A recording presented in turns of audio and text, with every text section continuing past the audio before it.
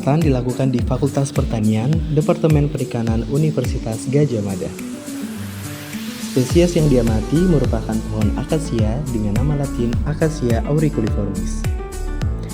Acacia auriculiformis adalah spesies tanaman yang tersebar di Australia, Indonesia, dan Papua Nugini.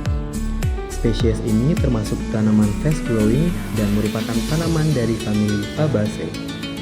Biasanya, spesies ini dimanfaatkan sebagai kayu pertukangan dan tanaman RHL. Pada tanaman yang diamati, ditemukan dua jenis penyakit yang menyerang tanaman tersebut, yaitu sesidia dan embun jelaga.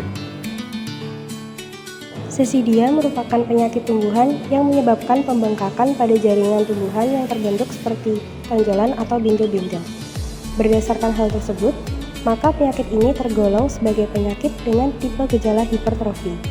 Namun, seiring berjalannya waktu, sesidia dapat menunjukkan gejala nekrosis yang kemudian menyebabkan daun mati atau berubah menjadi warna kuning hingga coklat.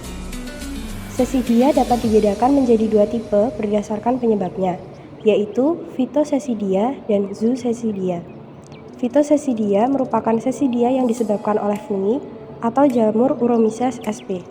yang disebarkan melalui perantara angin atau air, sedangkan Zoosesidia disebabkan oleh hama atau serangga. Organisme yang menyebarkan penyakit ini disebut dengan Cecidozoa yang dapat berbentuk bakteri, jamur, nepatoda, tungau, atau serangga. Pencegahan pada penyakit ini dilakukan dengan cara monitoring, pengaturan jarak tanam, isolasi bagian terinfeksi, dan menerapkan pola tanam multikultur. Pencegahan penyebaran melalui angin dapat dilakukan dengan cara menerapkan pola penanaman multijenis atau dapat juga dilakukan dengan cara multigen, yaitu menyampurkan gen dengan yang lebih resisten.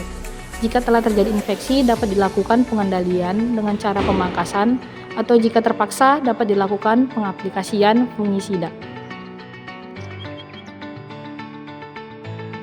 Embun jelaga atau black mildew merupakan penyakit tanaman berupa lapisan tipis berwarna hitam yang terdapat pada permukaan daun, sedangkan jaringan daun yang terletak di bawahnya tetap hijau.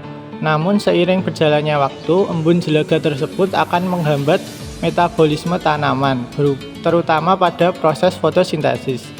Penyakit ini disebabkan oleh dua jenis jamur, yaitu Capnodium sp dan Meliola sp. Namun di antara kedua jamur yang paling sering ditemukan pada embun jelaga adalah Capnodium sp. Pada musim penghujan, intensitas serangan embun jelaga menjadi lebih tinggi dibandingkan dengan intensitas serangan pada musim kemarau.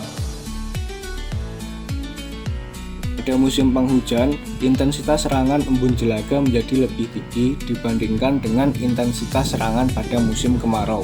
Embun jelaga yang disebabkan oleh Metiola sp akan menunjukkan tanda atrofik berupa munculnya benjolan hitam kecil pada permukaan daun.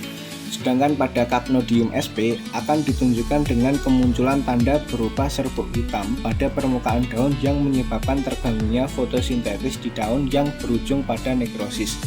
Tanaman yang terinfeksi sama-sama akan menunjukkan gejala berupa menguningnya daun. Pencegahan yang dapat dilakukan adalah melakukan monitoring dan pengaturan jarak tanam. Pengendalian yang dilakukan apabila penyakit telah menyebar adalah pemberian fungisida maupun pengusapan pada daun yang terinfeksi Capnodium sp.